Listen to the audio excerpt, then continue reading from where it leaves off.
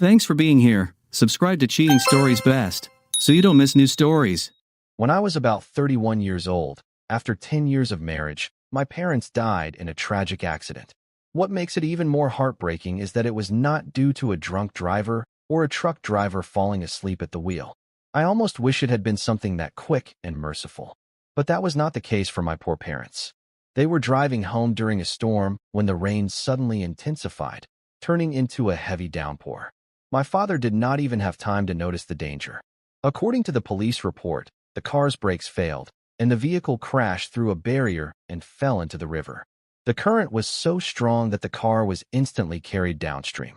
It eventually became lodged on a rock in the middle of the river, nearly a quarter of a mile from the road. The police told us that the official cause of death was drowning. I cannot imagine a more terrifying way to die. Knowing you are running out of air, knowing that death is coming, and being powerless to stop it. I still have nightmares about it, although not as frequently as I once did. In these dreams, I am sitting in the back seat with them. The car swerves off the road, soars through the air, and crashes into the river. At first, it floats like a buoy on the surface before beginning to sink. The water rushes around the car with such force that we cannot open the doors. Then one of the windows shatters, and water pours in, rapidly filling the cabin. That is usually the moment when I wake up in a cold sweat. Caitlin always used to comfort me when I had those nightmares. She would hold me tightly and whisper that everything was going to be all right. Thankfully, I have not had that particular dream for quite some time. So, imagine my shock when I suddenly woke up again in pitch darkness after having the same terrible dream. But this time, everything was different. This time, Caitlin and I were in the front seats, and Maddie was in the back seat. My heart was pounding, and my clothes were drenched in sweat. I looked around and could barely see my own hands. I felt glass on my knees and on the floor beneath me, crunching under my shoes. There was no moonlight, and not even the faintest glow of artificial light. It was complete darkness. I shook my head and was immediately hit with a sharp pain. That was a mistake, but as the dizziness faded, the dark spots in my vision slowly disappeared. I unfastened my seatbelt and, to my relief, did not feel any serious injuries. I started thinking that perhaps it was time to invest in a newer aircraft. This old one lacked many of the advanced safety features that come standard in modern planes. As I reached down to the floor to look for a flashlight, I found it, unhooked it, and switched it on. At first, the beam was blinding, but eventually my vision adjusted. It was the first time I had truly looked at myself since the crash. The float of the seaplane must have hit the water quite hard. My legs ached, and I had a pounding headache. I touched my forehead and, thankfully, there was no blood, just a large bump. I used the flashlight to check my legs and arms. There were a few scrapes, but nothing serious.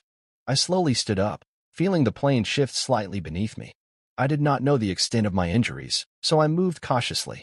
When I shone the flashlight out of the window, I saw palm trees to the right and a beach directly in front of the windows. To the left, I saw the reflection of the water, which meant the plane had been washed ashore and was now lodged sideways in the sand. That brought me a bit of relief. Things could have turned out far worse. I could have remained out at sea, bobbing on the water and hoping the plane would not sink. Looking toward the engine, I saw no signs of smoke or fire, so whatever damage had occurred had already run its course. The plane rocked slightly again, and I realized that one of the floats must still have been in the water. I needed to secure it somehow before the tide pulled the aircraft back out. I walked to the door on the right side and looked outside, scanning the ground below. There was only sand. I opened the door and jumped down, but I immediately collapsed in pain. My right leg hurt far more than I had anticipated, and it gave out completely when I landed on it. I stood up again and carefully tested my weight on it. The pain intensified, but the leg held. I silently thanked God for small miracles. At least it did not seem to be broken. The pain was terrible, but there was no sign of a fracture. Jumping again was clearly out of the question. Limping to one of the rear compartments, I retrieved the emergency supplies and the rope stored there, then closed the compartment. I placed the emergency kit on the front seat of the plane and went in search of something to tie the aircraft to. There was a palm tree nearby, just within reach of the rope, so I made my way toward it. I wrapped the rope tightly around the trunk of the tree and tied a secure knot. Then I pulled the remaining length of rope back to the plane and tied it to the front float post, reinforcing it with another knot. It was nothing short of a miracle that the rope was long enough. Only about 2 feet remained when I was finished. A wave of mixed emotions washed over me. and I decided to take a moment to collect my thoughts. So, I had crashed, God knows when exactly, and now I had found myself on an island that appeared to be uninhabited, at least near the crash site. I was injured, but not critically. My plane would likely be unable to fly again without serious repairs. I had some drinking water in the emergency supplies, but no food at all. There were no signs of human presence nearby, and I realized I would probably be stuck here alone for some time. I took out my mobile phone, but as expected, there was no signal. I switched on airplane mode to conserve the battery. Okay, James, I told myself. Think clearly. Then it hit me, the radio. I remembered transmitting my coordinates, or at least what I believed were my coordinates, to the dispatch service. The problem now was that this island clearly did not have the unpaved runway the air traffic controllers had mentioned. Perhaps they had confused this location with another, or perhaps the information had been outdated or incorrect. They will likely begin searching for me in the wrong location. I slowly climbed back into the plane and attempted to turn on the radio transmitter. Unfortunately, the indicator light flickered briefly and then went out. Either the radio had malfunctioned or the battery had died while I was unconscious. So what should I do now? I checked my phone again. It was approximately 4:30 in the morning. Realizing that I would not be able to accomplish much in the darkness, I closed the plane doors, locked them, and attempted to sleep. Looking back, I think I should have remained awake in case I had sustained a concussion. Fortunately, as I later learned, I did not have one, and there was no serious threat to my life. I awoke at dawn. The sun was rising above the palm trees, and I could hear birds singing in the distance. I exited the plane to get a better view of my surroundings now that it was light outside. As a child, I had attended a scout camp, though I remembered very little of what we were taught. However, I did recall that a person can survive for several days without food, but without water, far less. The first task was to take inventory of the supplies aboard the aircraft. I opened both rear compartments and found a small toolkit, some luggage, a flare gun, and a couple of extra rubber bands. It was not much, but it was better than nothing. The flare gun contained only one round, but it could be useful if someone happened to fly over or pass near the shore. I carried all of the supplies to the edge of the forest, trying to keep them in a spot where they would remain dry. After a short rest, I noticed a large, multicolored parrot land on a branch above me. It stared at me and fluffed its feathers. Well, at least I was not completely alone here. Returning to the plane, I searched the cockpit once again. To my relief, I discovered several bottles of water and a couple of small packages of inexpensive peanuts, the kind typically handed out on commercial airlines. The water was an excellent find, but the peanuts would not last long. Aside from those, there was nothing else useful in the cabin. I returned to the trees, sat in the shade, and began to reflect on my situation. How did this happen?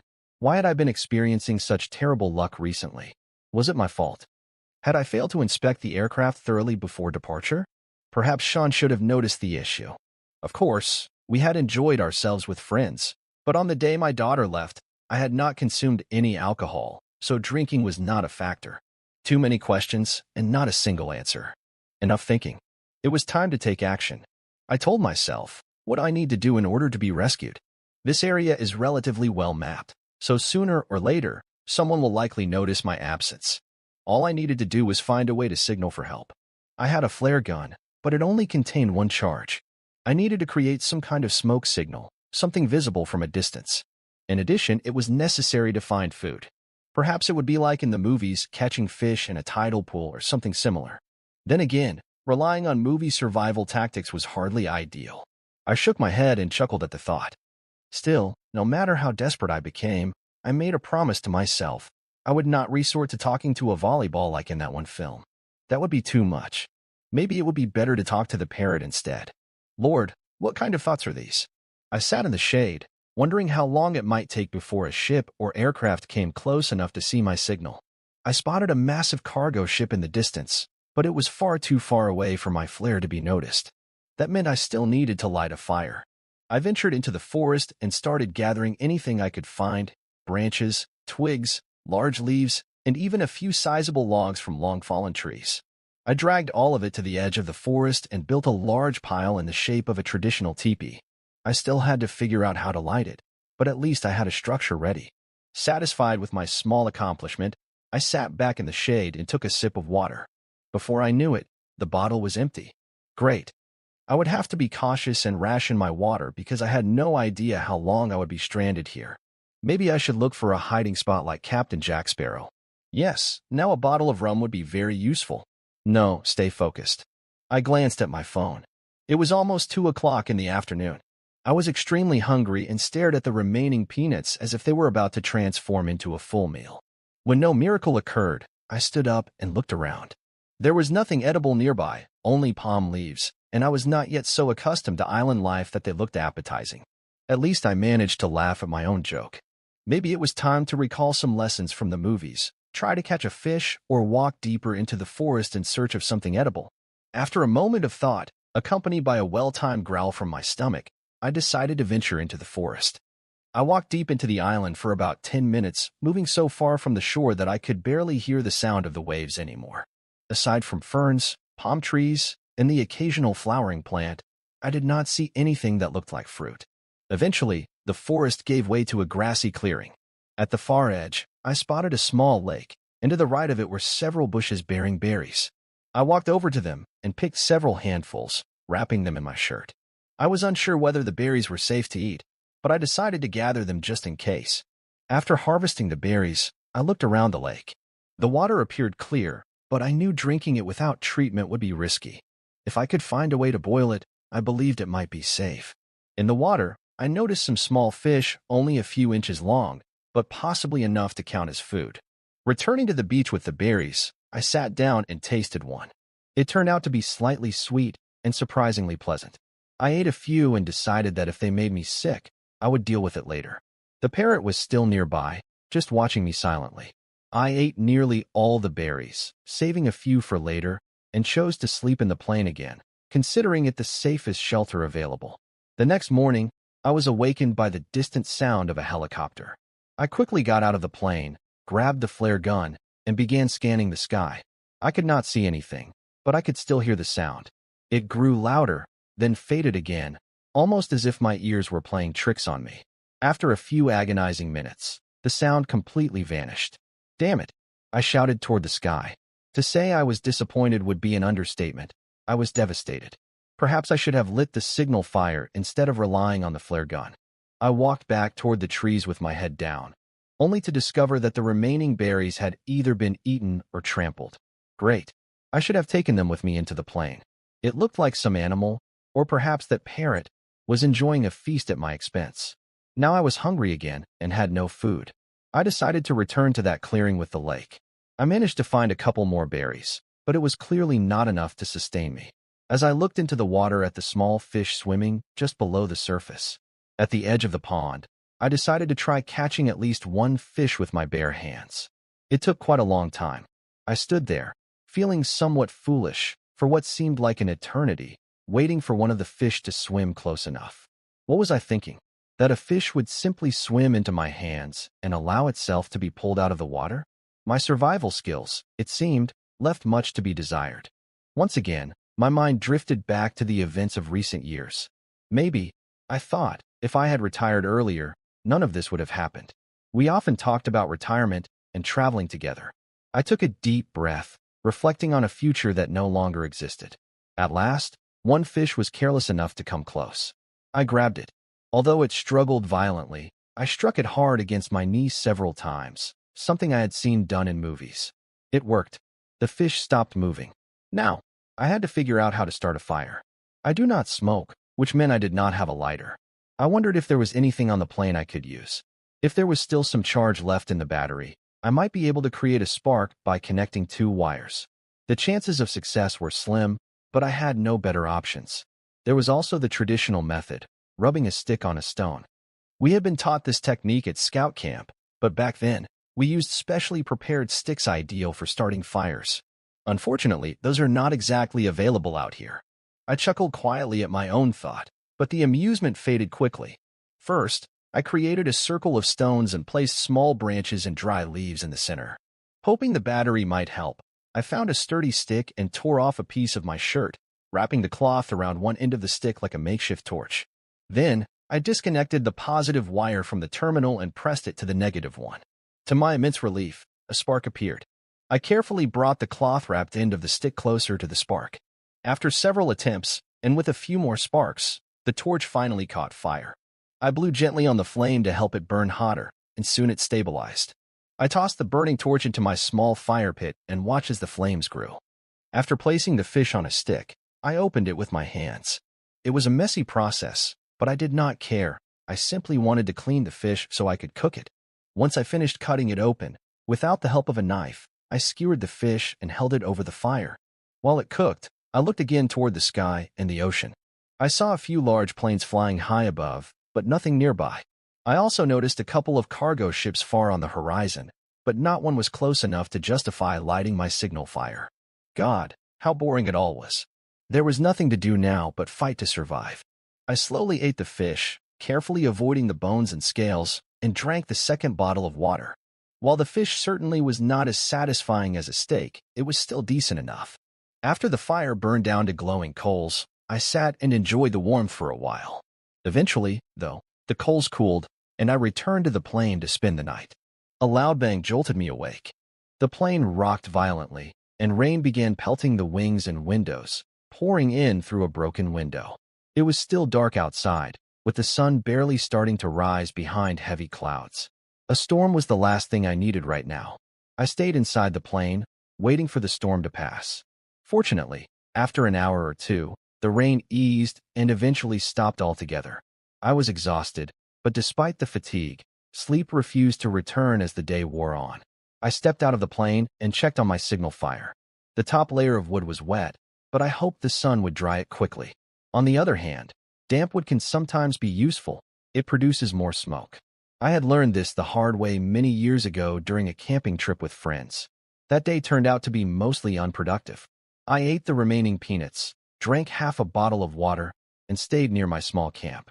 The parrot continued to keep me company, staring at me mockingly, as if saying, "You still won't make it."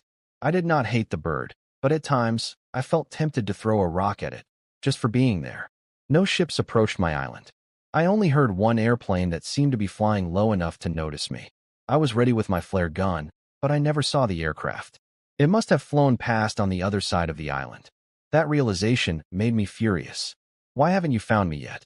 I shouted, shaking my fist at the sky. No answer came. I sank back onto the sand. I did not cry, but I felt like I was about to. This was not how I imagined the last days of my life. Of course, I had wanted to leave my old life behind, but not like this. At the end of the day, I ate the last of the peanuts and finished the bottle of water. The next morning, I tried connecting the wires from the plane's battery directly to the radio. Unfortunately, the wires were too short, so I removed the battery and eventually managed to connect it directly to the radio. The device powered on, and I immediately began transmitting a signal. I did not know how much time I had before the battery would die, so I tried not to waste a second. I briefly described what had happened and where I believed I might be located.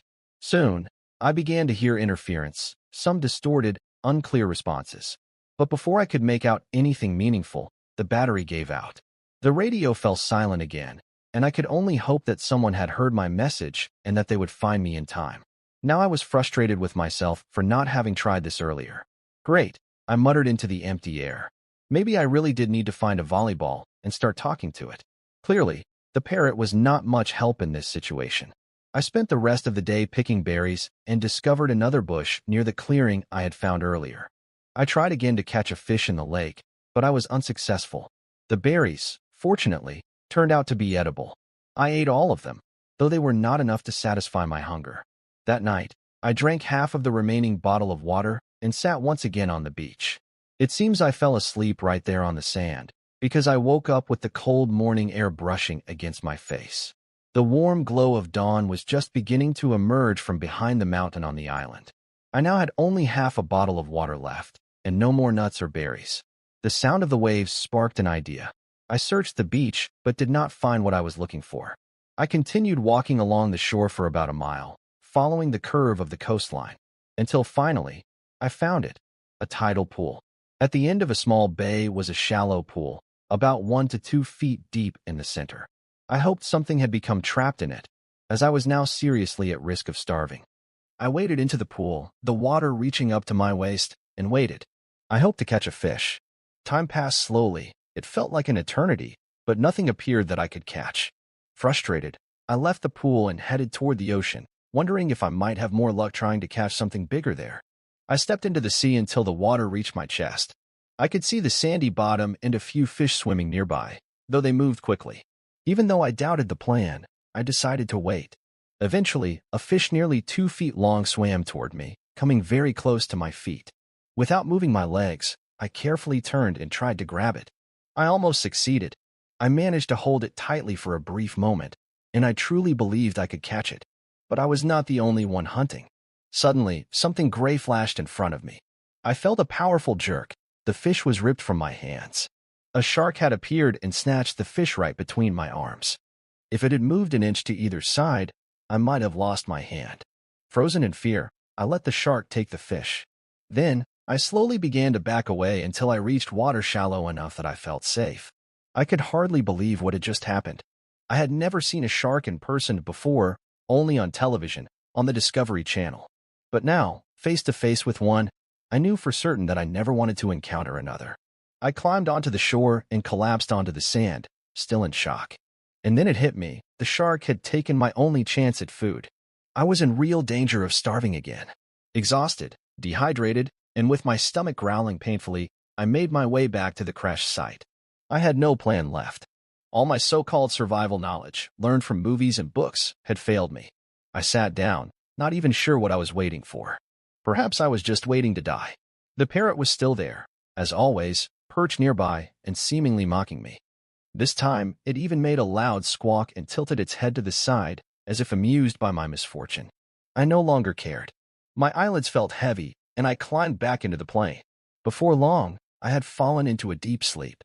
When I awoke at dawn, I realized another perfectly sunny day lay ahead, but this time, I had no food and no water.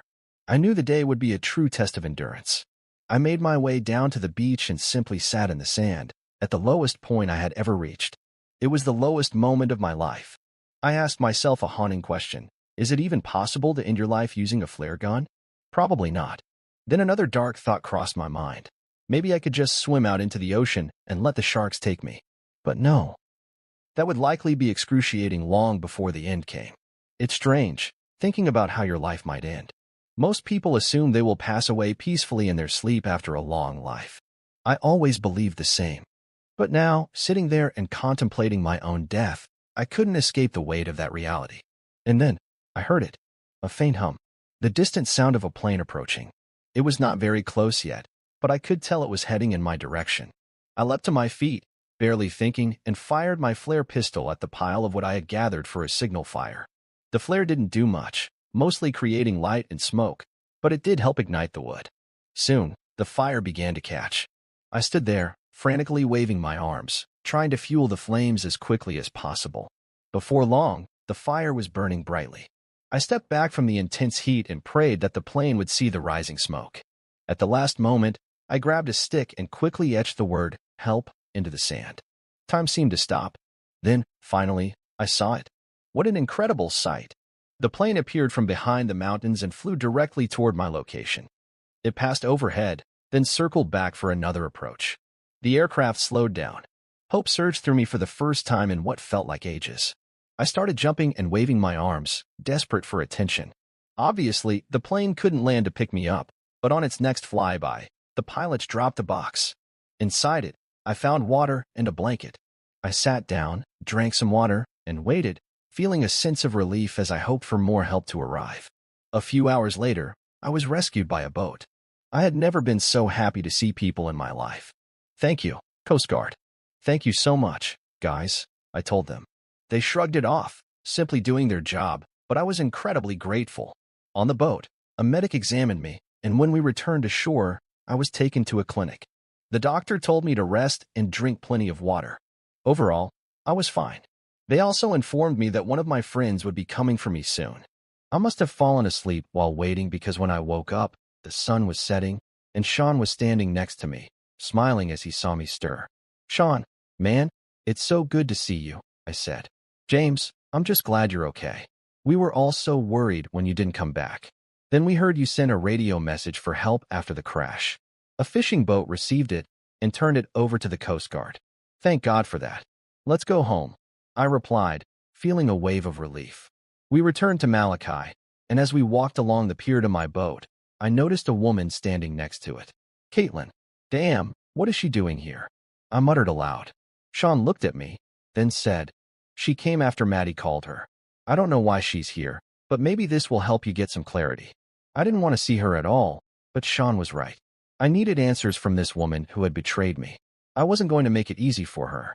After everything I'd been through, almost a week stranded on that island, I had little patience left. Caitlin, why are you here? I asked coldly. James, please, she said, her voice trembling. I'm probably the last person you'd want to see, but I had to come. Maddie called, and I booked the first flight. Why did you have to come? I shot back. Did you want to remind me once again how you betrayed me with Cyrus? Tears welled up in her eyes, but I didn't stop.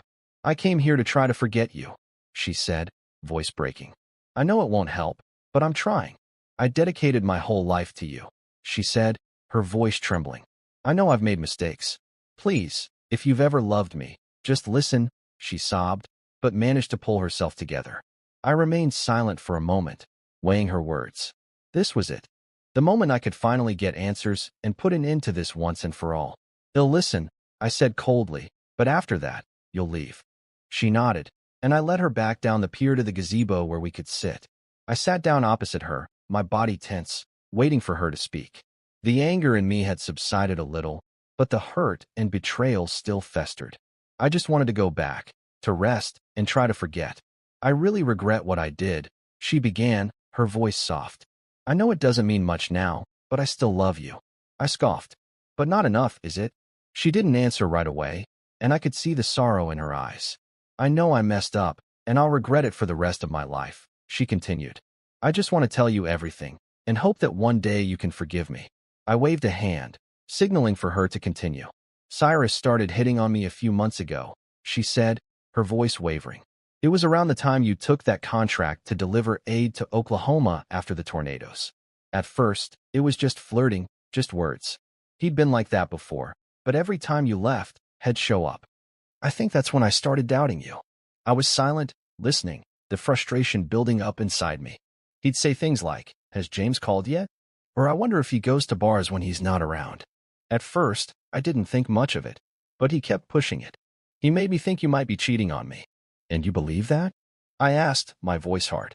When did I ever give you any reason to think I was cheating? She hesitated, then nodded slightly. Honestly, no, but his constant hints started to take their toll on me. I even started joking with you when you were gone about the young girls you might meet, and you always responded as if it was just a joke. But after what Cyrus said, I started to doubt myself. I didn't know how to respond to that. She was still talking, her words slipping out in a rush. I know I should have talked to you, but it just felt easier not to. And then, one night, when you were gone, he came over again. After a glass of wine, he asked if you'd called. I did call you. Do you remember that? That night you said you were at a bar or something, she said, her voice barely above a whisper. Yeah, I was at Hooters having a late dinner. It was pretty loud, I replied. What did you think? I was at a bar looking for someone to sleep with? Not at first, she admitted.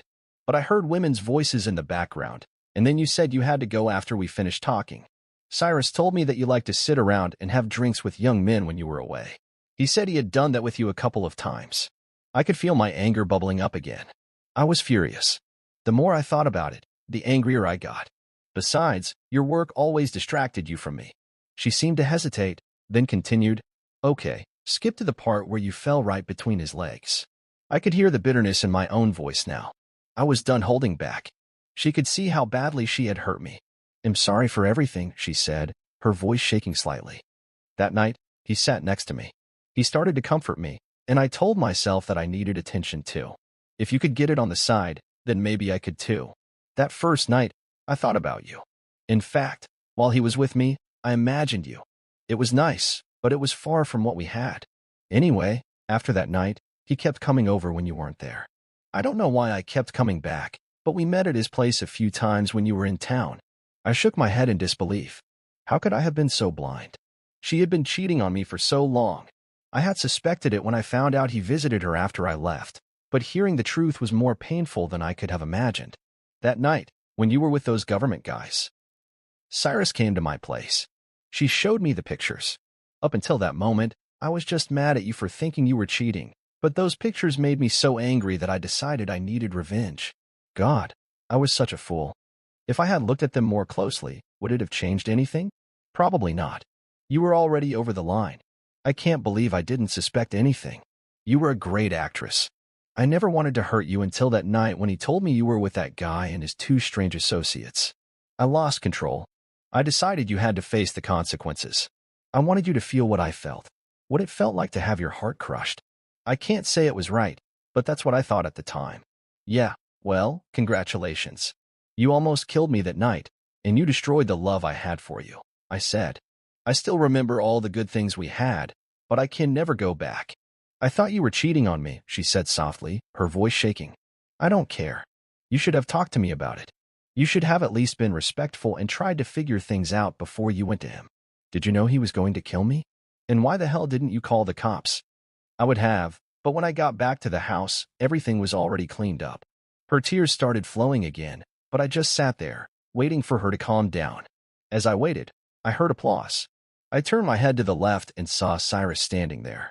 What the hell? This day felt like it was straight out of the Twilight Zone. I immediately jumped up, ready to move toward him and take action. But just as I was about to make my move, he pointed a gun at me. Seriously? Again? Damn it. I was frustrated. Cyrus, why do I even bother with you? I thought we were friends, but I was clearly wrong. This was the second time he'd pulled a gun on me. He pointed it right at me. This time, it seemed bigger than before, and I wasn't counting on a miracle. James, he said, shaking his head. Poor guy. You really don't understand anything, do you? I stared at him, confused. I had no idea what he was talking about. My gaze must have shown my confusion. What are you even talking about? I asked. He smirked, pleased with himself. Luckily, I had good friends. Sean showed up just in time. He pointed his gun at Cyrus's head and ordered him to lower the weapon. Sorry for the delay, Sean said. I saw that idiot sneaking up on you, and I knew something like this would happen. Cyrus growled but lowered the gun anyway. He glared at me with an expression of complete disdain before saying something that made my legs almost buckle. My mother was seeing someone else, and my father found out. You want to know who the lucky guy was? Cyrus asked, his voice dripping with contempt. Timothy Holmes. If my face showed even a hint of the shock I felt, it would have been enough. Yes, your dear father had a night with my mother, he said with a smirk. You always wanted to know why they got divorced, right? Well, now you know. I didn't find out right away, but when I did, I started plotting my revenge on your entire family. Wait a minute, are you telling me that because my father made a mistake and cheated on my mother with yours, I deserve all the pain you threw at me? I shouted. I thought you were my friend. You betrayed me. Cyrus just looked at me with hatred in his eyes. I couldn't stand your happiness, he spat. Your parents were still together, and you had this perfect family while I was miserable. My parents haven't spoken since then, and when they do, it's only to fight. I'll never forgive your family. I took revenge on your parents and now on you. His words made my heart stop. Did he just admit to being involved in my parents' tragedy? What did you just say? I muttered, feeling both anger and horror flood through me. Cyrus, with a twisted kind of satisfaction, almost seemed to enjoy the confession. His eyes glinted with a painful joy as he continued. You heard everything correctly. I caused their accident that night. The storm was an accident, of course, but that's not the important part. I couldn't believe it. My breath caught in my throat as the gravity of his words sank in. Caitlin shook her head in disbelief, tears streaming down her face. She looked like she might faint from the intensity of it all. I've had enough, I said, my voice trembling with rage. I'm calling the police. You'll rot in jail for this. I reached into my pocket for my phone, ready to end this nightmare. Cyrus raised the gun again. A deafening shot rang out, and my ears started ringing as though I had just been to a loud concert. But when I opened my eyes, I saw Cyrus lying on the ground. I looked up at Sean and nodded in gratitude. There was probably so much adrenaline coursing through my veins right now that I was literally on edge. In an attempt to release some of the built-up anger, I kicked his lifeless body, feeling a slight sense of release. As my anger started to subside, I sat down on the bench next to Caitlin. It's finally over, I breathed. I think now is the time to call the police, don't you think? They both nodded in agreement, and I called. I explained the situation, and soon, the police arrived at the scene. Shootings don't happen every day on our island, so the authorities took their time examining everything. They took statements from us and investigated the scene thoroughly. Once the interrogation was complete, we were allowed to leave. Caitlin and I walked down to my boat. The police told us not to go too far until they completed their investigation. I had no doubt they would uncover everything about Cyrus. My main concern, however, was whether Sean would be charged with murder. Once we were on deck, I offered Caitlin a drink. "So, what will happen to us now?" she asked. "Let's be the best parents we can be for our daughter," I said. "But as for us, it's over, Kate. Too much has happened." She nodded slightly, her eyes glistening with understanding. "You're right, of course. I could have prevented all of this. Now, I have to live with the consequences. I regret every decision I made and wish I could go back and fix it all." "I understand," I replied. "But we can't go back. Whatever happens, Kate, I forgive you." "Thank you," she said softly. I probably deserved it more than I realized. We really had nothing more to say to each other after that. I told Caitlin she could stay in one of the available cabins for the night and wished her well. When she left in the morning, I was just relieved to be home, and I truly believed that Cyrus wouldn't be following me around anymore. The difficult conversation with Caitlin, though painful, helped me fill in some of the missing pieces. I didn't feel any better about the situation, but it felt like things were finally starting to make sense. After she left in a taxi, my daughter called. She was obviously worried about my health, bombarding me with questions, speaking so quickly that I barely had time to understand her. "What happened? Are you okay?" "Mom called. Is she okay too? She said she was coming to see you. Is she okay?" Calm down, honey. Everything is fine now. I was rescued after my plane crashed. Your mom is moving back to Virginia, but I'm fine." I heard a slight sob from the other side of the line. "Baby, are you okay?" "Yes, Dad. I'm just really glad everything's okay with you. Sean called and said you were missing. I was so worried, and Mom asked why I had to tell her." "I'm sorry, Dad." "It's okay, Maddie. I'm glad she came. We were finally able to talk about what we should have talked about long ago." "Yes? And how did it go?" she asked, her voice tinged with hope. I tried my best to be gentle with my response. "Honey, we talked, but it didn't change what happened. We'll both be here for you, and that's probably the best we can do, be there when you need us." "Okay, fine. I just wish things could have turned out differently, that's all." I sighed deeply. "Maddie, I want you to understand something. I loved your mother more than anything in the world, and you were the second most important person to me, right next to her. She loved me too, but that wasn't enough for her. I can't change that. Just don't repeat our mistakes. Always be honest with the person you love, even when the truth hurts. And one more thing, always keep your promises. I always try to keep mine because I expect the same from others. It's the old golden rule." "I know. I've heard it," she said softly. I decided to change the subject. "Okay, enough about me. How are you doing with your studies? How is Sarah doing?" She laughed for a minute. "That's my dad, just off the island after the crash, and he's asking about my studies and personal life. Priceless." I laughed along with her. "I always want to know how you're doing. It's just inevitable when you're a parent. But you still haven't answered my questions, have you?" "Everything's fine with my studies, Dad. We just started the semester, so there's a lot of boring preparation going on. And Sarah is doing great. We're living together now, renting an apartment near the university." "Okay, just call me if you need anything. I'll be grounded until my plane is repaired or I find another one. Take care of yourself." "I love you, Dad." "I love you too, Maddie," I replied. We disconnected, and I took a deep breath before sitting down at the table in the wardroom. This had been the second busiest week of my life. Of course, my marriage had its ups and downs, but nothing like this year. I quickly poured myself a drink, drained a glass, and went to bed to rest. The next day, I called the police to inquire about Sean, assuming he had spent the night in jail. They couldn't reveal much, but they did say he would either be charged or released that day. It turned out the Maui County prosecutor decided not to press charges, citing that everything had happened in self-defense, which was confirmed by witness testimony. That evening, Sean and I decided to celebrate by visiting the beach hut again and then returning to the yacht the following week after his release. I booked a service to transport my aircraft back to our dock. Sean said he could fix most of the damage, but I would need to order a new window and some engine parts. I placed the order, tried not to disturb him, and let him do his thing. Howard came over a couple of times, and we played cards and drank together. He asked how I was doing and mentioned that Tanya was interested in me. She had tried to call me when I was stranded on the island, but he didn't know where I was. He suggested I call her. It would have been foolish not to, so I decided to do just that. I immediately dialed her number. She was relieved to hear everything was okay with me and urged me to come visit her in Los Angeles. After a short but very positive conversation, we hung up. I spent the rest of the day organizing my trip to Los Angeles, booking a hotel room near the airport just in case, although I was hoping I could stay with her. Sean assured me that the plane would be ready when I returned and that he and Tammy would get our business moving forward. I told them to make sure the plane was not only operational, but also fully equipped for emergency situations. I didn't want to find myself in that kind of situation again without better preparations. They both drove me to Honolulu Airport, seeing me off to the island on my own yacht. I found it amusing, but I trusted them completely without asking any questions. I spent about an hour on deck chatting with April, Tammy's daughter. She was an energetic and smart little girl, and I told her that she should spend more time with her mom at work.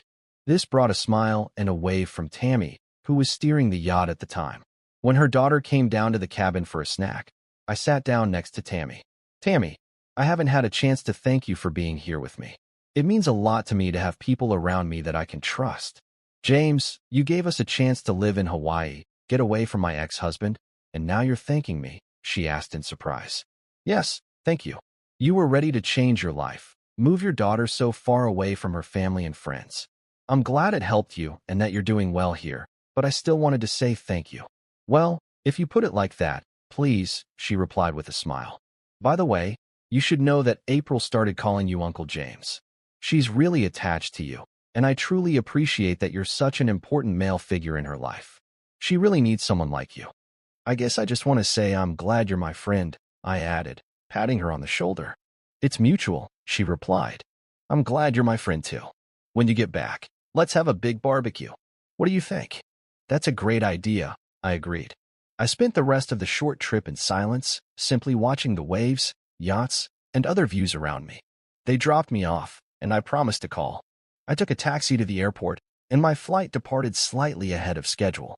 Overall, it seemed like things were starting to look up again, and I decided that I didn't want to miss out on this good fortune. The plane landed at 25 minutes earlier. Thanks to a tailwind that shortened the travel time, I landed ahead of schedule. I didn't envy those big commercial pilots, even if they flew more automated and comfortable planes. To me, flying those larger planes felt more like driving a bus compared to the smaller, more personal planes that I enjoyed. Yes, they required more work, but in the air, I truly felt alive. As I approached the baggage claim area, I was greeted by a burly, tan man holding a sign with my name on it. The word husky didn't even fully describe him. He looked like a younger version of Hulk Hogan. I approached him and introduced myself as Mr. Holmes. He waited as I retrieved my luggage and then walked me to the limousine. After opening the back door, he said, Miss Pierce wanted to meet you in person, but unfortunately, she was unable to. However, I will take you to her house. The drive to her house took almost 40 minutes, but it was the most comfortable ride of my life. The limousine had everything, including a mini bar. I decided to try some Indiana bourbon, and it was pretty good. I'll remember the name for the future. As we approached the house, the car passed through a wrought iron gate with spears on top. The wall supporting the fence was at least 10 feet high and topped with what looked like barbed wire. The wall extended to the right and left for a considerable distance before connecting with the adjacent property. Once the driver was let through, we drove down a long, winding path lined with the most exotic plants and trees I had ever seen. The car stopped in front of the house, and I got out, amazed by what I saw. The entrance was massive, with large columns flanking the entrance. It was hard to even call it a door. It was so huge. 2 dark wooden panels were inlaid with black metal, riveted together in a way that resembled a cross between a castle door and a gate.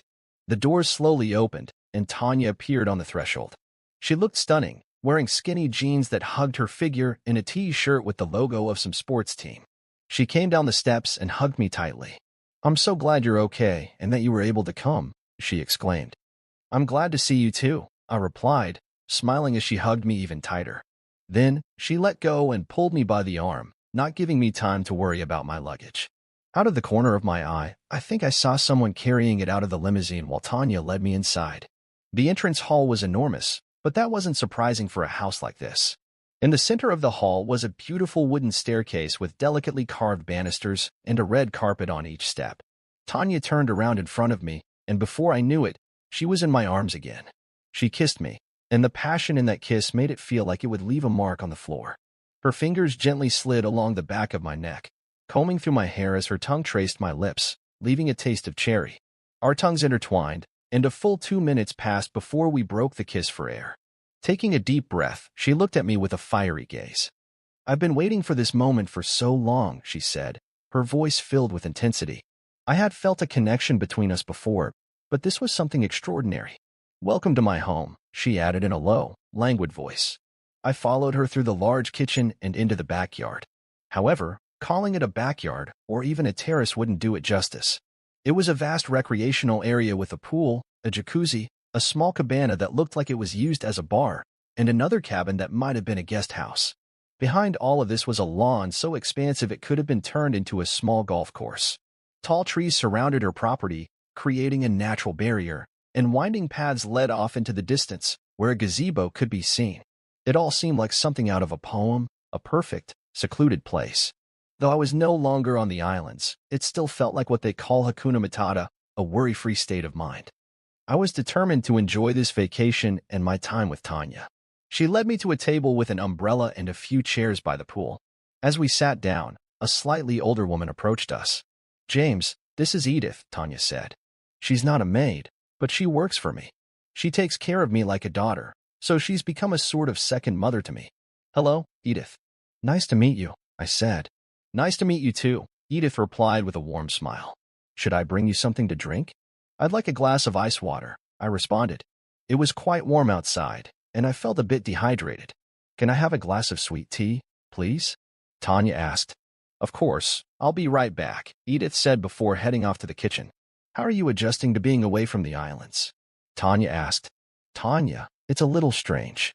I really wanted to see you, but I must admit, I was so used to the slower pace of life on the islands. I'll probably need some time to get used to the hustle and bustle of the big city again." "You're in the right place," she replied with a sly smile. "My home is a refuge from all the city chaos." We sat on her terrace, enjoying our drinks and sharing stories about what had happened since her visit to Hawaii. She told me that filming for a new movie would begin in a couple of weeks, and she was preparing for the role by reading the script. She also had another script in her hands from an unknown director who wanted her opinion. To be honest, much of her story wasn't entirely clear to me because I wasn't familiar with the world of Hollywood, but I was sincerely happy for her success. After nearly an hour, Tanya suggested we go to dinner. She named a place she had already been to and seemed to enjoy, and we made plans to head out soon. I hoped I would like it. The restaurant was called Providence on Melrose Avenue. I had never been to this city, so I trusted her choice. I was just glad to spend time with her. I put on my only pair of khakis and the light blue button-down shirt I had brought for the trip and waited for her in the main lobby. She seemed to be taking a long time to get ready, but I knew how women can sometimes take longer to dress, so I waited calmly. Edith offered me a drink, and I gladly accepted a glass of 12-year-old scotch. She called it cheap, saying she had half a bottle of 25-year-old scotch hidden somewhere in her office. A minute later, I heard footsteps upstairs and looked up to see Tanya descending toward me. She looked like a vision of beauty, as if she had stepped out of a dream. She was wearing a white dress with one narrow strap on the right shoulder, which gracefully hugged her figure down to her calves. The deep V-neckline showed a hint of her bust and a touch of cleavage. The dress was completed with sparkling 3-inch white heels. I must have stood there speechless for a full minute. Her smile was radiant, and her bright red lipstick contrasted perfectly with her dress. Her brown hair was curled and flowed smoothly over her shoulders in soft waves. When she reached me, she turned gracefully, allowing me to admire her from all angles. "Well, how do you like it?" she asked. It was probably the most naive question I had ever heard, but I responded the way she deserved. "You're absolutely gorgeous." "I'm amazed by your beauty," I said, and I truly meant it. She literally took my breath away. The limousine was already waiting for us at the entrance, and I offered her my arm. I offered my hand so she could sit gracefully in the back seat. She settled down next to me, and in a couple of minutes, we were already heading to the restaurant. During the trip, we enjoyed a glass of light, fruity white wine, and casually chatted about how we would spend the evening after dinner. Honestly, I already had an idea of what I wanted after dinner, and I hoped she was thinking the same thing. When we arrived at the restaurant, we were greeted at the entrance by a doorman who opened the door for us. From the outside, the restaurant looked rather unassuming, despite its reputation as one of the best seafood restaurants in the city. However, as soon as Tanya stepped onto the sidewalk, several paparazzi with cameras immediately rushed toward us, shouting questions. Tanya, who is this man? Tanya, is this your new boyfriend? Tanya, tell us about the new film. Who is Tyler? Are you dating someone new? These questions quickly mixed into a cacophony of voices, and I simply took Tanya's hand more tightly, leading her to the entrance of the restaurant. Once we were inside, we were greeted by the hostess and taken to the main room. The restaurant's interior was incredibly stylish, with sophisticated design and meticulous attention to every detail. We were given a table on the second floor in the corner, overlooking the entire room. Sorry about those reporters. They don't give up, even when they need to, Tanya said apologetically. I chuckled. It's okay. I felt like a rock star for a minute. So, they think you're my boyfriend now? I asked with a smile. Tyler was my boyfriend last year, she replied. But we broke up a few months ago. We separated by mutual consent, mainly because we had nothing in common and couldn't even talk normally. Everything ended quietly, to avoid unnecessary attention from the press. Now you see why, right? She smiled, but her eyes showed slight excitement, as if she was worried about my reaction. I thought for a moment, but quickly decided that her past didn't matter. Each of us has our own story, and I preferred to leave it in the past. You know, by this time tomorrow, you'll be a star, at least for a while. The guy who dated Tanya. Sounds good, right? She said playfully, but I noticed a hint of nervousness in her voice. Tanya, I didn't come here to become famous or get my moment of fame. And I certainly don't want to be called the guy who was with Tanya, although I admit, I like the idea of being with you. I leaned forward with a smile and took her hands across the table. I came here to enjoy your company and maybe re-experience the connection we had on that beach. She smiled warmly, squeezing my hands tightly. That's exactly what I needed to hear. By the way, how much time do you plan to spend in the city? I plan to stay here for about a week, maybe a little more. It all depends on a few circumstances. But mostly, I was hoping that you and I can spend this time together, and maybe you could show me around the city like you promised. She smiled, remembering her promise. Okay, agreed. Starting tomorrow, I'll show you a few of my favorite places, as well as something no one knows about. Even celebrities have their secrets, she added with a sly smile. It was hard to tell if she was a really great actress or if she just loved teasing me, probably both. We continued to enjoy our evening, and when it was time to leave, Tanya simply told the waiter to put the bill in her name and that she would pay later. This was clearly not a place where you could think about tipping or paying the bill with small bills. There were almost no prices on the menu at all, just marks on some dishes from the chef. I asked her about this. To be honest, I feel a little out of place here. Should we leave a tip on the table?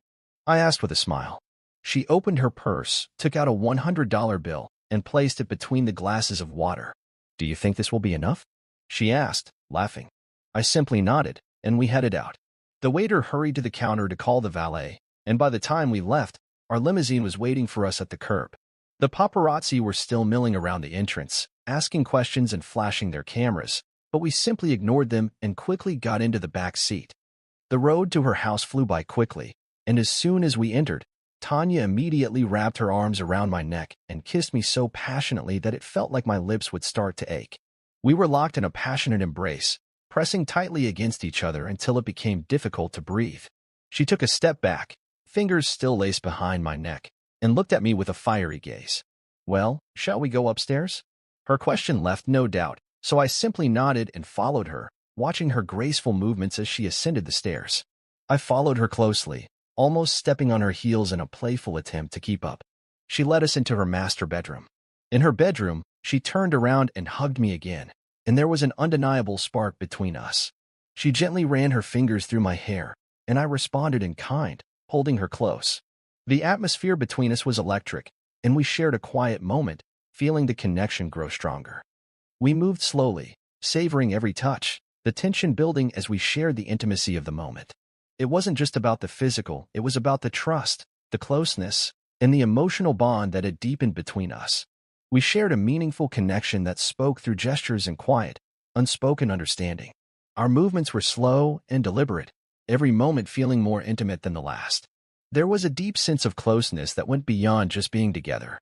It felt like an intimate dance, where each gesture was a shared experience, each touch a mutual understanding of the trust and connection between us. We were aware of each other's feelings, and every motion was filled with tenderness, a reflection of the bond we had built. Our gazes locked, and there was a sense of unity that transcended words. It was a moment of pure connection, where everything else faded away, leaving only the feeling of being completely in tune with each other. It was a moment unlike any other, a connection that felt deeper and more intimate than anything I had ever experienced. In her eyes, I saw love and devotion that didn't need words to be understood. We continued to move together, feeling our hearts beat in sync, as if they had become one. Her breathing quickened, and I could feel her body tense, as though preparing for something inevitable and beautiful. Her arms pressed me closer, and I felt her heart race. In that moment, I wanted nothing more than to be with her, to help her experience the fullness of the moment, to share in the joy and depth of our connection. It was as if we were climbing a mountain together, each step a victory, and I didn't want the climb to end. Eventually, her body relaxed, and we shared a long, tender kiss, savoring the closeness we had built. Her lips were soft and warm, and in that kiss, we conveyed everything we couldn't say in words, our story, our feelings, our love. When we broke away, she smiled, her eyes sparkling with joy and happiness, and I felt a warmth spread through me, knowing she was happy and at peace. "I like it when you're around," she whispered quietly, her voice full of sincerity. "It makes me feel protected." Her words hit me deeply, and I smiled, feeling overwhelmed by the love between us. I held her close, cherishing the moment, wishing it would never end. We lay together, enjoying the silence, the closeness, and the deep trust we had in each other. In that moment, there was nothing more than us, our hearts, our breath, and the feeling that this moment was real, just for us. As we lay there, the calm of the night settled around us. I propped myself up on my elbows, looking into her eyes, feeling peace wash over me. Slowly, we drifted into sleep, the quiet connection lingering in the air. I woke up the next morning and looked at her for a long while, grateful for the gift of this moment. I felt lucky to have her by my side. About 20 minutes later, she began to stir, muttering softly and turning toward me, holding me close. It was clear she didn't want to get out of bed, and I was content to stay there with her. But eventually, nature called, and I gently pulled myself away, heading to the bathroom. When I returned, she was still peacefully asleep, and I stood in the doorway, grateful for the peace she brought into my life. It reminded me of how my ex-wife Caitlin had once made me feel, how this woman, too, had breathed new life into me, helping me forget the shadows of the past. I returned to bed, and we spent the morning in a slow, gentle embrace, taking our time, savoring each moment. It was different from the passion of the previous night. This time, everything felt softer and deeper. We didn't leave the bedroom until midday, when hunger finally nudged us to go outside. After a light breakfast, we spent the rest of the day together, driving around the city in her sporty Honda 2000. She could have afforded a more expensive car, but she said she loved the way this one looked. We visited the Getty Center, where I marveled at the gardens and exhibits. The day felt magical, made even more so by her company. She also took me to the Nethercutt Collection, a fascinating old car museum, and later we went to Griffith Park. In the evening, we enjoyed a dinner at a beautiful restaurant. We went to a nightclub called La, and it truly lived up to its name. The place was packed with people, and her fame ensured we had no trouble getting in. However, it also drew a lot of attention, with many eager to be around her. I grabbed drinks for us, but she was quickly swept away by a blonde guy who looked like he belonged in a magazine ad. It stung a little, but I stopped myself from feeling jealous. Instead, I took a seat at a small table for two, waiting for her to return. After a couple of fast-paced songs with pounding beats, she came back to me. I handed her the drink, and we laughed about how we could barely hear each other over the blaring music. She motioned toward the terrace, standing up and inviting me to follow her. Once outside, we were greeted by the warmth of the night air and the sight of a starry sky. "It's always so noisy inside," she said. "Sorry, but at least the view out here is nice, right?" The stars above us were breathtaking, and the terrace had a cozy atmosphere. A few couples were scattered around, and a group nearby was laughing and chatting. It felt peaceful and intimate. "James, I want to visit you again soon," she said, her voice softer now. "They'll be filming for another 2 weeks, but after that, I'd love to come see you." "I'd really like that," I replied. unable to hide my smile at the thought of her visit. We spent about another hour in the club, drinking cocktails and even dancing. Yes, I joined her on the dance floor, even though I wasn't as spry as I once was. The club was full of life, but stepping outside felt like a breath of fresh air. While I appreciated the energy of techno music, it wasn't quite my style. The contrast of the club's buzzing atmosphere with the quiet outside made me feel at ease, and for a moment, I just focused on my thoughts. A couple of days later, my vacation came to an end. I had soaked up as much of the Los Angeles sun as I could, but we didn't spend the entire time in romantic marathons. Still, every morning and evening was dedicated to enjoying each other's company, sometimes with passion, sometimes with tenderness. On the flight back, I had to be honest with myself. I was 42, and while I still kept in shape, time was slowly catching up with me. Tatiana was in her prime, successful, and full of energy. Would I be able to keep up with her? What exactly was our relationship? Was she just my lover, or was there something more to it? I decided to leave these questions for another time. When I returned home, I found out that Sean had ordered new parts for the plane, and it would take another week to fix it. I told him to go ahead with it, but in the meantime, I planned to take a boat instead. After discussing it with Howard, he agreed to let Sean stay for a few nights.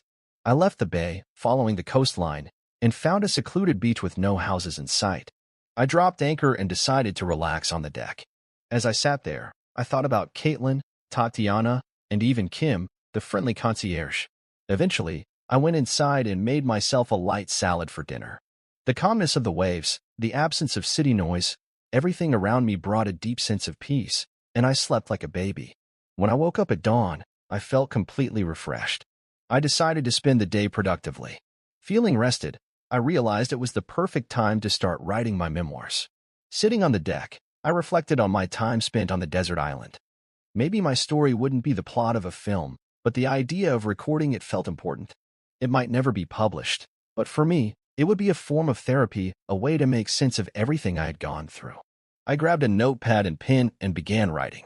Inspiration flowed easily, and within an hour, my hand began to cramp from writing by hand. I had forgotten how tiring it could be. I took a break, massaging my fingers, and snacked on a sandwich as I sipped on a drink, eager to continue. I made myself a cocktail with that same beach rum I had been missing so much, savoring the flavors. Then, I returned to my writing, continuing until the sun began to set. By the time I finished my third glass, my handwriting had become increasingly sprawling and clumsy, so I decided to put the diary aside until the morning. The next morning, despite the soreness in my fingers, I started working again, but I wrote less diligently. My hands were still sore, so I decided to take it easy and not overexert myself, while still enjoying the process. Back at the marina, I met up with Sean and Howard, and we had a great evening over dinner and a few glasses of wine. We may have had a bit more alcohol than we intended, and I jokingly thought that Howard must have a secret plan to leave early. He clearly wasn't being too cautious with his health. He had an infectious zest for life, and I suspected he lived the way he wanted, without worrying too much about the consequences. The next morning, I received a call from Tatiana. "Hi, James. Just wanted to let you know that filming took longer than I had hoped. I can only come to you in 2 weeks," she said, and there was a note of regret in her voice. I didn't want to sound like I was reproaching her. "Don't worry, you can still come. Just let me know when you're free." "Fine, of course. Definitely. I really want to be there with you," she responded, her voice carrying a barely noticeable playfulness. I was immediately struck by a rush of emotion, and I felt a deep sense of longing in response to her words. My excitement was instant, and my reply came just as quickly. "You have no idea how much I want this," I said, my voice sincere. She laughed softly and sighed, then added, "Well, I'll have to finish my work quickly to make sure I can get there as soon as possible." "Warm your bed as soon as possible," I said, feeling a surge of excitement as I made the request. She laughed softly, then sighed, "Okay, James, I have to run. See you soon." We hung up, and I felt real feelings for this woman beginning to emerge within me. But then doubts crept in. After all, she was a famous actress. What could she possibly see in someone like me? An ordinary person, no less. Of course, there was a wonderful physical attraction between us, but could she truly perceive me as someone important in her life? I spent the entire evening thinking about it, but no answers came before I fell asleep. The next day, Sean informed me that the necessary parts for the plane were still being shipped. That's when I had an idea. Since we have time anyway, why don't I go visit Tana in Los Angeles? I asked Sean. To my surprise, he enthusiastically agreed. Damn, great idea. I really need a little break from this thing, he said, nodding at my plane. The next day, Sean and I were back on a plane to Los Angeles. Of course, I didn't particularly care for the city itself, but the thought of seeing Tana was incredibly motivating. We rented a car, and on the way to her house, I booked Sean into a hotel nearby, just in case Tana didn't want him to stay in the guest room. When we arrived at her house, Sean whistled as he looked at the impressive gate and expensive cars parked out front. Well, there's a whole party here, he said, raising his eyebrows. The gate was open, and several cars were indeed parked in the driveway. I wondered if she was hosting a gathering. I parked the car and walked to the door. I pressed the doorbell and waited for an answer. Soon, the door was opened by a well-known actor named Skip Cruz. He was dressed casually, with his shirt unbuttoned, and seemed a little drunk, or perhaps under the influence of something else, but at least he smiled. Hey, guys, are you here for the party? He asked. Yes, I'm Tana's friend, I answered. Do you know where she is? Yeah, she's out back, he said, pointing towards the patio. We followed him through the house and out to the terrace. There, I saw Tana lying on one of the lounge chairs, relaxing in the sun, enjoying the peaceful atmosphere. The setting felt serene and welcoming, and I couldn't help but feel happy to see her again. It was her ex, Tyler Palmer. In that moment, I felt like my whole world had collapsed. I had known it was too good to be true. Skip led us onto the deck and, pointing at me, said, Hey, honey, this guy says he's your friend. It seemed that everyone around was aware of what was happening here. Tana opened her eyes, froze for a moment when she saw me, and then gasped, quickly covering herself with her hand.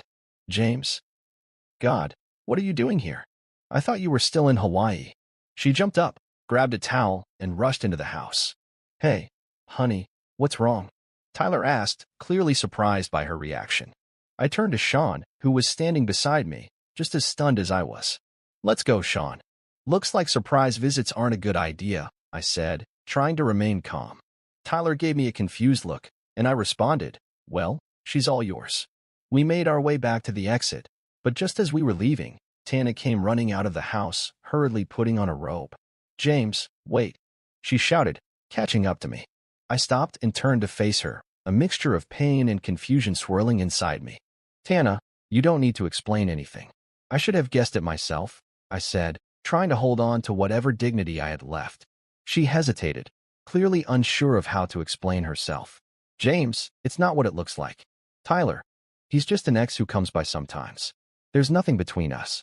I sighed, feeling that her words were completely unconvincing. Then why were you without clothes? And he was in only his underwear. I asked, my voice cold. She looked away, unable to find an answer. That's exactly what I thought, I muttered. I paused for a moment, trying to steady my emotions. You know, I'm glad I had the opportunity to get to know you. I hope everything works out well for you here. Tana stepped closer, her voice trembling. Please, James, give me a chance to explain myself. I don't want it to end like this. I really enjoy being with you. Sean was already in the car, and I opened the door. No, Tana, I think we've said it all. You liked me too, but I can't be with someone who lies to me. You told me you were busy filming and couldn't come see me. If you had at least been honest about having other things going on, things might have been different. But instead, you decided to lie. I took a deep breath. Goodbye, Tana.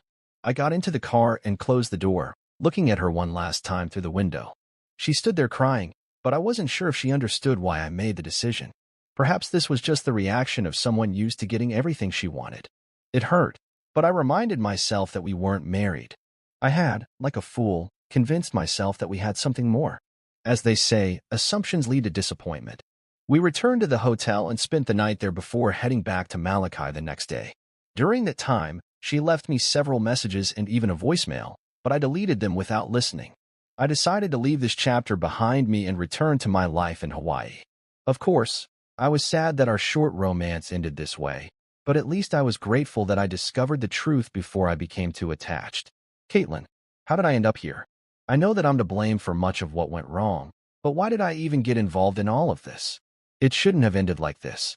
When I returned from Hawaii, after that difficult attempt to apologize to my husband, I desperately needed to pull myself together. Let me back up a bit and explain how I think things fell apart. About 2 years ago, my daughter graduated from high school and was preparing to go to college. I was so proud of her, and it felt like nothing could go wrong. I was on top of the world. My husband worked a lot, which sometimes irritated me, but our marriage was strong. I loved him more than life itself, and I still do. She spent the summer after her graduation traveling with her best friend, and this was the first time I truly felt the emptiness of our house. I also worked, so I didn't sit at home alone, but in the evenings, the loneliness began to weigh on me. James was constantly on the move, delivering goods to the most remote corners, while I stayed at home alone. Yes, he was home sometimes, and those were the best days and nights, but that was not enough. I tried to tell him how much I missed him and how hard it was for me to cope with it, but either he didn't understand me or he thought it was temporary. I felt really alone, almost abandoned. In the end, I suggested that he try to hire another plane or pilot so that he wouldn't be constantly on the road. I know what you're probably thinking now. Oh, poor woman, she rushed to cheat on her husband and blamed it on herself, but that's not the case. Of course, it upset me immensely that he was often away from home, but at that time, I was still loyal to my husband. To be honest, I went on a couple of trips with James, and it was nice. We really grew closer during those moments, but I still felt like he was torn between me and his business. Over time, I stopped asking him to take me with him, and he didn't invite me either. Looking back, I think that's when I started to lose respect for him. It seemed to me like he was choosing work over me, as if it were more important. Now, I understand that I should have talked to him about it. Perhaps that conversation would have saved both of us from the pain. Cyrus. I cursed that man. I'm not saying I'm blameless in this story, but if it weren't for him, I would probably still be a faithful wife. They say everything looks clearer in hindsight, and I tend to agree. Looking back, I see all the little jabs, sarcastic remarks, even all the times he showered me with compliments. I was seduced, and I will forever be ashamed that I didn't resist it. For almost a year, I lived a double life. When James was home, I temporarily forgot about my jealousy of his work. We were always good together, but he left so often that in his absence, I sank back into anger at him, or at least into an insane envy of his work. Things came to a head about 2 months before that fateful night. James left on another trip, and Cyrus came to see me. I was already halfway through a bottle of my favorite Chardonnay, and, once again, angry at my husband for not being there when Cyrus arrived. He turned on his charm. "Caitlin, you shouldn't be alone so often. I'll talk to James and take over more of his flights. He should be next to you," he said. It seemed like a cliché, but at that moment, I felt pleased. "Thank you, Cyrus. That would be great. But why doesn't he ask you for more help?" I said. "I keep telling him he goes away too much. It seems like you could hire another pilot or add another plane if there's so much work to do." Yes, I suggested this to James too. He keeps saying we don't need another pilot, that this way we earn much more and fly more. I think he'd fly every day if he could. He seemed so sincere, and it made me feel good to feel like someone cared about me. I called James, but the call went straight to voicemail. Cyrus said James should have been at the hotel hours ago. For the first time, I seriously considered whether he might be cheating on me. Cyrus left that night, giving me a warm hug before he left. I admit that even the innocent kiss on the cheek excited me a little. The following week, James returned home, and everything seemed to be back to normal, but soon, he had to leave again, and I didn't want to be left at home alone. "James, can I come with you? I really need a little break from this place, and I miss you," I said. "Honey, I'd love to take you, but the plane will be filled to capacity with supplies, and we also need to take an emergency official, so there won't be room for you," he replied. I was furious. I barely spoke to him the rest of the evening, and when we went to bed, I didn't say, "I love you" back when he said it to me. The next morning, I woke up alone and felt terrible because I hadn't apologized or said goodbye. Of course, Cyrus came to see me later that day to check on me. I told him what James had said, and he looked puzzled. I didn't hear of anyone flying with him on this trip. "There should have been enough space," he said, thinking for a moment. "Well, probably nothing special, though from time to time we do pick up last-minute travel companions." James was gone for 2 days. The next night, Cyrus came to see me again, and by then, I was already half drunk on my favorite white wine. At that point, I was quite tipsy and glad to see him. That night, I made a mistake. I'm ashamed to admit it, but it was the first time I was unfaithful to my husband. Cyrus was so sweet and hugged me tightly as I burst into tears. When the tears subsided, we began to kiss. The kiss turned into more, and soon I found myself lying on the sofa. I felt conflicted, but at that moment, I allowed things to happen. I later told James that, even though it was a mistake, I had thought about him while I was with Cyrus. It was the truth, though I knew it didn't make it right. Cyrus did what he did, and I am not proud of my actions. Afterward, we lay there together for several minutes, breathing heavily. I began to feel overwhelming guilt, followed by self-hatred. I cried again, and Cyrus, sensing my distress, stood up and silently composed himself. I was filled with shame and regret, knowing I had made a decision that would hurt not just my husband, but myself as well. I simply asked him to leave, and he left without saying a word. I tried to pull myself together and, crying, went to bed. Thank God my daughter was spending the night with a friend. The next day, I was shocked at how foolish I had been. How could I have done this? I had thought James might be cheating on me, and I was furious about it. But how would he feel if he knew about the events of the previous night? Luckily, when James returned home, life seemed to return to normal. He noticed I was withdrawn and quiet, but I convinced him I was just tired. The next few times he left, I didn't even ask if I could go with him. As soon as he left, Cyrus came to see me again. After everything that had happened, I was filled with anger. Cyrus, don't even dare call me. I'm not going to cheat on James anymore. I'm sorry if you're upset. I just wanted to know how you were. I'm worried about you, and the last thing I want is to hurt you, he said. I relented and let him into the house. We spent time together again that night and the next morning. We were intimate in my bed, on the floor, and even in the shower. I couldn't explain why it felt so good, but as soon as he left, I was consumed with guilt. How could I continue betraying James? The thought of losing him made me sick with myself. I was determined to never let Cyrus into my life again. But on the eve of our wedding anniversary, I found myself angry at James for leaving for a meeting. In an attempt to fill the loneliness, I drank a couple of glasses of wine. Then Cyrus showed up again, saying he had proof that James was cheating on me. His words hit me like a ton of bricks. Kate, I'm so sorry, but I had to show you this. I'm tired of seeing him hurt you and lie to you, he said, throwing photographs on the table. When I saw James' face, I screamed. If only I had looked at the woman in those photos more carefully. I regretted so much, but now all I could think was, if only I had known sooner. I owed James so much for all the pain I had caused him, and I knew it was true. We might never be together again, and I'd have to live with that. At least we had met, and I hoped we could at least be friends for her sake. I decided to write him a letter, hoping it would somehow be enough. My first attempt at an apology had failed when I was set up by Cyrus again. I had no idea where he had come from, as I certainly hadn't called him. I was relieved when he disappeared. I shuddered thinking about it.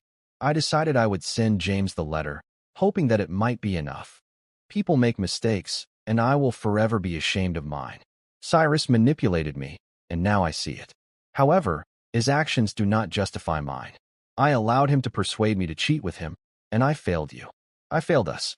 The affair lasted about 2 months, until that night. Yes, it did come, when you left me. I was desperate that night and barely knew what I was doing, but the next morning, I kicked him out and told him never to come back. I finally found the strength within myself, although by then, it was too late for it to be good for us. I'm so sorry that it happened the way it did. I wish all of this could be undone. I never wanted you to get hurt physically. I hope you know that. I just wanted you to feel the pain that I felt. When I thought you cheated on me, it shook me to my core. When he hurt you, I think I went into shock. I barely heard him leave and didn't know what to do. I should have called an ambulance, but I just sat there. You lost consciousness, and it felt like everything was moving in slow motion. I didn't see any blood, and I only realized you were still breathing. But most of all, I could only feel my own heartbeat. The only person I could think of in that moment was Sean, so I called him. I was like a zombie, barely remembering what I said to him. I think I told him you were hurt and needed help. After hanging up, I just got up and ran. I ran to the bedroom, threw on some clothes, jumped in the car, and sped off. I didn't even know where I was going. When I reached the edge of the city, I stopped, opened the door, and threw up everything inside me. I spent the night in the car, and when I woke up, I drove home on autopilot and erased all traces of that terrible night. James, if you never want to talk to me again, I understand. I wish I could take back every terrible thing I did. I apologize for the betrayal. Will you ever forgive me for trusting you so little and believing him when he said that you were cheating on me? Lastly, I am sorry that I hurt you and destroyed our family. With love, Forever, Caitlin James, when life gives you lemons, make lemonade. This is what my mother always told me when I was a child. It's a shame that it doesn't always work out that way. Lately, my imaginary lemonade has always turned out too sour, and I've had to add a lot of sugar just to make it even bearable. So much has happened lately that I just wanted to relax, but it's been difficult to do so with the constant chaos in my mind. When I close my eyes, I can still see Caitlin with Cyrus on my couch. I can still hear him laughing and saying that he was the one who killed my parents. I still see that beautiful woman, Tanya, sitting by the pool. Why with me? What did I do to deserve all this recently? I finally received a call from Tanya, who warmly apologized for the unpleasant incident that happened at her home. I like you, Tanya. I really do, I said. If you haven't noticed, I'm a one-person person, and I expect the same from my partner. Yes, Tyler was there, but we're not dating anymore, she replied. It looked different, though. You were without clothes, and he was almost without anything. Like a simple equation, 2 plus 2 always equals 4. Plus, you lied to me about those extra days. I understand that I have no right to control you, but I don't like it when people lie to me. I didn't lie to you, I answered quietly. We actually filmed a few extra scenes. Okay, what do I need to do for you to trust me again? I asked. I don't know, she said. Trust is earned, and it's hard to earn it when we live so far apart. Sorry, I have to go. Goodbye, Tanya, I said, ending the call. This woman was a mystery to me. She was a good 10 years younger than me and incredibly successful. I thought there was something personal between us, but now, who knows? She's an actress. Maybe it was all just an act. Fortunately, life began to improve in some aspects. The plane was repaired, including several spare parts and upgrades that I requested in case of emergency. Obviously, I wasn't as prepared for flying around these islands as I should have been. Sean and I went over the basic procedures to ensure the aircraft was better equipped for the future. Tammy and Sean were incredibly happy to work with me in Hawaii. Tammy's daughter, Amber, began coming to our office more often as I suggested. Tammy acted displeased at first, but it was clear that she truly enjoyed spending time with her daughter. They were together whenever Amber didn't have classes. Heck, even Howard seemed to enjoy life more, although this could perhaps be attributed to the sheer amount of spirits he consumed. He really loved my tropical pineapple cocktail after he ran out of his favorite scotch one night. Maddie was a great student and kept me up to date with her life. Things seemed to be getting pretty serious between her and Sarah, and I said that was great. She also felt it was her duty to tell me about her mother's life, although I would have preferred to do without such news. Apparently, Caitlin was seeing a therapist for a variety of issues and wasn't going out or seeing anyone. I told Maddie to give her my best wishes but stressed that I didn't need to be kept in the loop. Caitlin is free to do whatever she wants with whoever she wants. I received a letter from her but haven't opened it yet. I noticed that she listed a return address with the last name Holes rather than her maiden name. Sighing, I threw the letter on the table. With the festive season approaching, we had been very busy. While transporting tourists around the islands, I met a lot of interesting people and a few not-so-interesting ones. I once drove a couple from New York who had come to renew their wedding vows, and there was this one time with 3 guys and 1 woman who were apparently all in relationships with each other. I'm not entirely sure about it, but it looked that way. They acted like teenagers, constantly hugging and kissing, and I felt like a taxi driver in New York, watching all of this. The strangest passenger was a man whom I can only describe as a monk or priest. He said he came to find himself and God. He was an older, bald man with tattoos in place of his hair, which resembled symbols that I could call Native American, although I didn't really know for sure. When I dropped him off and asked when to pick him up again, he simply replied, "God will tell you when I'm ready." We definitely made him sign a waiver of liability in case he didn't come back. Apart from these interesting flights, not much happened in my personal life. I spent time with friends but made no real effort to find a new partner. Sean kept pushing me to call Kim, but I told him that while she was beautiful, she was half my age.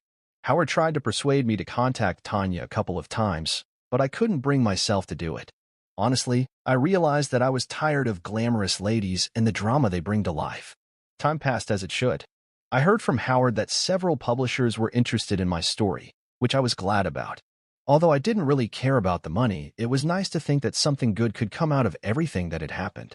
With so much free time, I had a lot of opportunities for self-reflection, and I realized that in every difficult situation over the past couple of years, my reaction had been to run. When everything fell apart with my wife and Cyrus, I ran away to Hawaii. When things got serious with Tanya and she turned out to be less serious towards me, I ran away again. Only when the problem overtook me did I stand my ground. When both Caitlin and Cyrus came for me, each with their own goals, only then did I not run away. Maybe I didn't run away because I was given no choice. Maybe because I was finally ready to face the consequences of my actions. I decided I'd had enough. Maybe I was the one who needed a therapist, who knows? But I decided to put an end to it, firmly and once and for all. From that point on, I was determined to solve problems face to face. Time continued to pass, and suddenly, spring had arrived. Summer was approaching, and we were once again preparing for the busy tourist season. One evening, I invited everyone to dinner. Sean brought Kim, yes, the same sweet girl from the resort where I had stayed, and Tammy brought her daughter Amber. We had a wonderful evening, and as we finished our last drinks, I felt a sense of calm. My new family was nearby, and for the first time in a long time, I felt truly happy. I raised my glass and said, I want to propose a toast. You have all been there for me through both good times and hard times, and I trust you more than you can imagine. To my family. Everyone supported the toast almost unanimously, saying to the family. We all drank, and decided it was time to call it a night. I was about to get up from my seat when I felt a hand on my shoulder. Isn't it too late for another round? A painfully familiar voice rang out. There was silence at the table, and I turned around, seeing Tanya smiling at me. I definitely didn't expect to see her here. Why had she come? What did she want from me now? We were just about to leave, said Howard, raising an eyebrow slightly. But maybe James will stay for one more drink. He nodded at me, almost questioningly, before getting up to say goodbye. Sean and Tammy also stood up, wished us good night, and headed out. I watched them leave, then looked at Tanya, who sat down opposite me. She waved to the waitress and ordered a whiskey on the rocks before turning back to me. Hello, James. Nice to see you again. I'm glad to see you too, Tanya, I replied. Honestly, this is quite unexpected. What brings you here? On vacation again? Something like that, she answered. Listen, James, before you say anything, I just wanted to apologize again for that incident. I really miss you and the connection we had. I can't explain it, but when we talked, everything seemed so natural. I came here in the hope that we could explore this connection further. But Tanya, I interrupted, what about your big career in Hollywood? What about Tyler and all your fans? I moved here to start my life with a clean slate, and I have no plans to return. I don't see how I can fit into your world. She narrowed her eyes as if my words bothered her, and her face became serious. If you remember, I told you that I grew up in a small town. I haven't always lived in this world of fame and fortune. My life hasn't always been easy, so don't judge me too harshly. Her voice became louder, and her cheeks turned slightly red. Perhaps I really had misjudged her all along. I'm sorry, I said. I can't imagine what it's like for you to live in that world. I had a very difficult year, and when I came to you, it seemed, to me, it felt like everything was repeating itself over and over again. She lowered her head, looked at the table for a while, then raised her eyes. I saw tears in them. I would never intentionally hurt someone I care about. This was all a huge misunderstanding, James, she said softly. I could feel my heart racing as I tried to process her words. I came here to say that I would rather be here with you than with 1,000 fake friends in Hollywood. Wait, are you saying that you really want to be here with me? I asked, not believing my ears. She nodded, a slight tremor in her voice. I want to live a normal life again. I want simple joys next to someone who is truly dear to me. If this means leaving acting and leaving Hollywood, I'm ready for that. I tried to comprehend her words. Was she really ready to leave her luxurious life in California for me? It seemed incredible, unless that life wasn't as wonderful as it seemed. I'll be honest, Tanya, I said, feeling vulnerable. I missed you, but you've probably noticed that I have serious trust issues. I know, she replied quietly, her eyes filled with understanding. And I myself have many questions that I need to solve. But I'm ready to try, if you are ready with me. It was an honest question. She wanted us to be together and try to figure out what had been tormenting both of us. Of course, I had to ask her those same questions, but at that moment, it felt like I already knew my answer. If caution hadn't brought me any good in the past, maybe it was worth taking a risk. Okay, so what's your plan? I asked. Her face lit up with disbelief and joy, as though she had expected me to reject her outright. I was hoping that I could stay with you, she said. Yesterday, I put the house up for sale. Surely the journalists are already discussing my hasty departure, but it doesn't matter to me anymore. I told my agent that I've had enough and am quitting acting. My last contract ended about a week ago, and I just packed my things and moved here. Everything else is in storage now. Did she really leave everything behind to be with me? Never in my life did I think I would find myself in such a situation. I never thought I'd meet a famous actress, let alone start something serious with her. And here we are.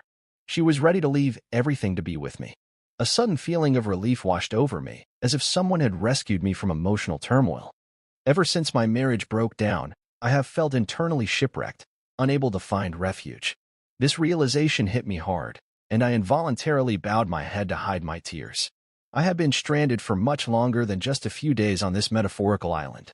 Although I had friends and family close by, I had been hiding behind a wall, isolating myself from the true feelings I had suppressed for so long. Tanya stood up, hugged me, and allowed me to release everything that had been boiling inside. Then, we returned to the yacht, where we embraced and eventually fell asleep together.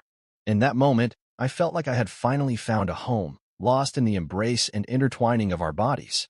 I slept soundly, perhaps for the first time in months.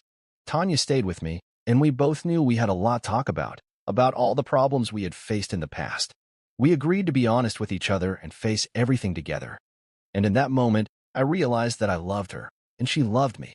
At some point, I opened a letter from Caitlin.